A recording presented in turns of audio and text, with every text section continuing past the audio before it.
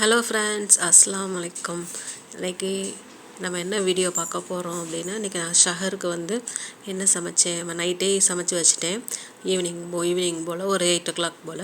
சரி, ஓகே, என்ன சமைச்சோம், எப்படி சமைச்சேன்றதை உங்கள் கூட அந்த ரெசிபி ஷேர் பண்ணலாம் அப்படின்றதுக்காக தான் இந்த வீடியோ எடுத்து வச்சுருக்கேன். எல்லோரும் நம்ம இன்றைக்கி பள்ளிப்பாளையம் சிக்கன் எப்படி செய்கிறேன் அப்படின்றத பார்க்கலாம். அதுக்கு ஃபஸ்ட்டு ஒரு 1/2 kg சிக்கன் இந்த சின்ன சின்ன பீஸாக கட் பண்ணி எடுத்து வச்சுருக்கேன். நெக்ஸ்ட்டு இந்த மிளகாயில் இருக்க விதையெல்லாம் கொட்டிட்டு அந்த மிளகாவோட தோல் மட்டும் நம்ம எடுத்து வச்சுக்கணும்.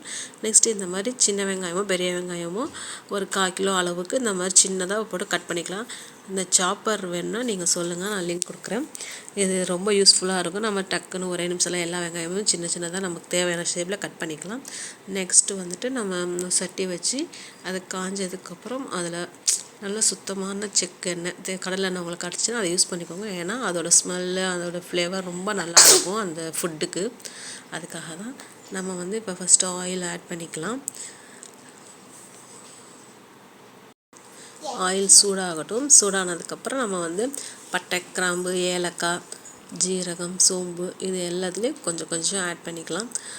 ஆட் பண்ணிவிட்டு நெக்ஸ்ட்டு நம்ம அந்த வெங்காயத்தை போட்டு அதை எண்ணெயிலே நல்லா வதக்கிக்கலாம். எதுக்கு ஃபஸ்ட்டு வெங்காயம் போட்டு, சிலவங்க ஃபஸ்ட்டு எடுத்தோடனே மிளகா போட்டுருவாங்க. மிளகா நம்ம ஆயிலில் போட்டோன்னா அது ரொம்ப கரிஞ்சு ரொம்ப காரமாகி ஒரு மாதிரி டேஸ்ட்டே மாறி கொடுத்துரும். அதுக்காக நம்ம ஃபஸ்ட்டு வெங்காயம் போட்டுட்டு அதுக்கப்புறம் நம்ம மிளகா போட்டோம்னா அது ரெண்டும் வதங்கும் போது அது பேலன்ஸ்டாக சூப்பராக வதங்கிடும். ஆமாம், அதுக்காக நம்ம ஃபஸ்ட்டு வெங்காயத்தை வதக்கிட்டு அதுக்கப்புறம் மிளகா போட்டுக்கலாம். அது வதங்குறதுக்கு ஒரு 10 minutes ஆகும். ஓகே, அது வதங்கிட்டே இருக்கட்டும். நீங்களாம் இன்றைக்கி சஹருக்கு என்ன சமைச்சிங்க, என்ன சாப்பிட்டீங்க அப்படின்றத மறக்காமல் சொல்லுங்கள். எல்லோரும் நோன்பு திறந்துட்டிங்களா? ஆமாம், எல்லாம் நல்லபடியாக நோன்பு வச்சு முடிச்சிட்டிங்களான்னு சொல்லுங்கள். இந்த வெங்காயத்தை நல்லா அப்படியே ஒரு நல்லா வதங்கி வரணும், கண்ணாடி பதத்துக்கு. அந்த மாதிரி வதக்கிக்கிட்டே இருக்கணும் கொஞ்சம் நேரம். கொஞ்சம் டைம் எடுக்கும். பொறுமையாக செஞ்சோம்னா டேஸ்ட்டு செம்மையாக இருக்கும். எதுக்கு இவ்வளோ மிளகா சேர்க்குறோம் நீங்கள் நினைக்கலாம். நம்ம இதில் வேறு எந்த மசாலாவும் சேர்க்க போகிறதில்ல. மிளகாத்தூள் அதெல்லாம் நம்ம சேர்க்க போகிறதில்ல. இதோட காரம் மட்டும்தான் அதுக்கு. அப்போ தான் இது ஒரு வேறு ஃப்ளேவர் சூப்பராக இருக்கும். அதுக்காக தான் நல்லா வதக்கி விட்டுக்கலாம். வதங்கிட்டே இருக்கட்டும் சைட் கேப்பில். நம்ம அதுக்கு இடையில மற்ற சின்ன சின்ன வேலைகளையும் அப்படியே பாத்திரம் கழுவிக்கிட்டு இதையும் செஞ்சிகிட்ருக்கேன். நான் இப்போ இதில் உப்பு செக் உப்பு லைட்டாக வெங்காயம் வதங்கிறதுக்கு மட்டும் இப்போது கொஞ்சோண்டு சேர்த்துக்கலாம். சேர்த்துட்டு நல்லா அதை வதக்கி விட்டுட்டு, ஏன்னா வெங்காயம் கருகிடக்கூடாது. கருகிற டேஸ்ட்டு மாறி போயிடும். அதுக்கப்புறம் நம்ம அதில் ஒரு 2 ஸ்பூன் இஞ்சி பூண்டு பேஸ்ட்டு சேர்த்துக்கலாம்.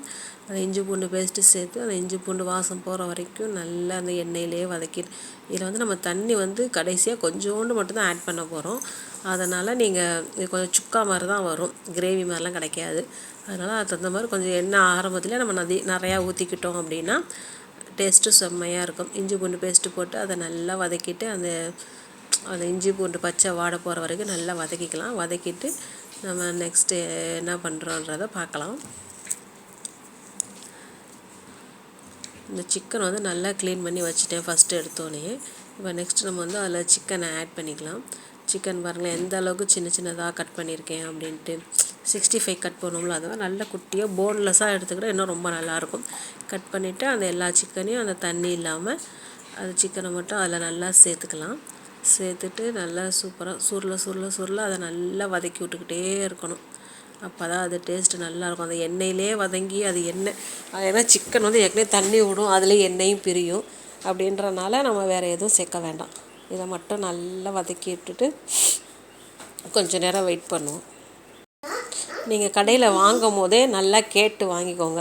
கொஞ்சம் எலும்பு இல்லாத பீஸாக கொஞ்சம் 65க்கு கட் பண்ணி கேட்டோன்னு வச்சுக்கோங்களேன், அவங்க அதே மாதிரி கட் பண்ணி கொடுத்துருவாங்க கொஞ்சம். ஆமாம், வீட்டில் கட் பண்ண தெரியாதவங்க கடையில் நீங்கள் அந்த மாதிரி கூட கேட்டு கட் பண்ணி வாங்கி நல்லா ஒரு 2-3 டைம் அந்த கவுச்சி வாடை இல்லாமல் நல்லா கழுவி எடுத்துட்டு அதுக்கப்புறம் சேர்த்துக்கோங்க. ஏன்னா சில சமயம் அந்த ஸ்மெல் அடிக்கும்.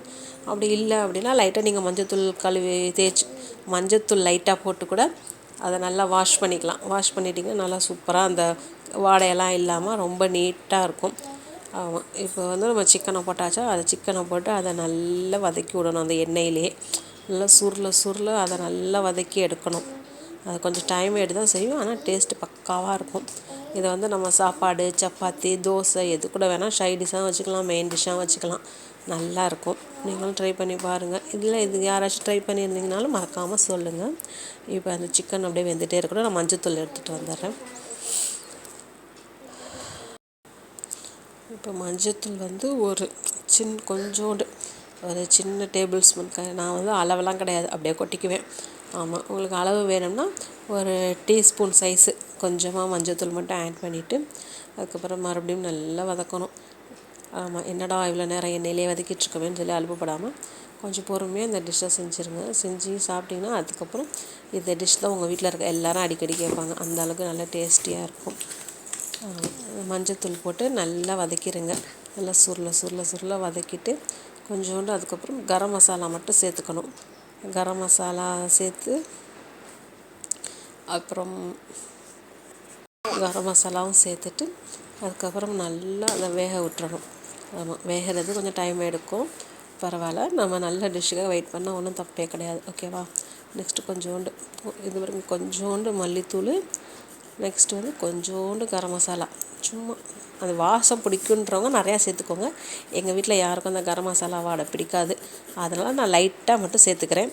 அதையும் போட்டு நல்ல மறுபடியும் அந்த பச்சை வாடை, அந்த மசாலா வாசம், அந்த எல்லா வாசமும் போகிற அளவுக்கு நல்லா சுருள கிண்டிட்டு கடைசியாக கொஞ்சம் அரை டம்ளர் மட்டும் நம்ம தண்ணி சேர்த்துக்கணும். அது வேக வைக்கிறதுக்காக நம்ம எந்த அளவுக்கு குவான்டிட்டி எடுத்துருக்கோமோ அந்த அளவுக்கு மட்டும் நம்ம தண்ணி கொஞ்சமாக சேர்த்து அதை ஒரு தட்டு போட்டு மூடி வேக வச்சிட்டோம் அப்படின்னா அது குயிக்காக வெந்துடும்.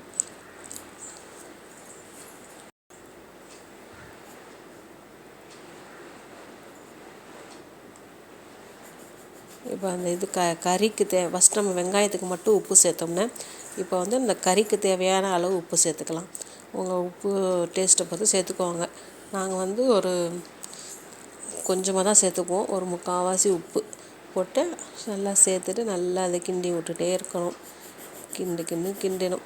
கிண்டிட்டு அதுக்கப்புறம் தண்ணி சேர்த்துக்கலாம் நம்ம லாஸ்ட்டாக.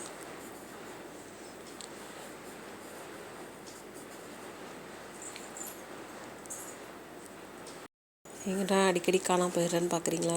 மசாலா பாக்ஸெல்லாம் அந்த சைடு இருக்குதுங்க, அதனால தான் போயிட்டு ஒவ்வொன்றா எடுத்துகிட்டு வந்துட்டு இதில் போட்டுட்ருக்கேன். மற்றபடி வேறு ஒன்றும் இல்லை. அது அந்த சைடு கேப்பில் கொஞ்சம் பாத்திரம்லாம் நிறையா இருந்துச்சு. சரி, ஓகே, அதையும் கழுவுன்னு சொல்லி கழுவிட்டு இருந்தேன். இப்போ பாருங்களேன் எந்த அளவுக்கு சிக்கன் நல்லா சூப்பராக பஞ்சாக வெந்துருச்சு. ஆமாம், நான் டேஸ்ட் பண்ணி பார்க்கல, ஆனால் பார்க்கும் போதே தெரியுது ரொம்ப சூப்பராக பஞ்சாக வெந்திருக்கு. நீங்களும் ட்ரை பண்ணி பாருங்கள்.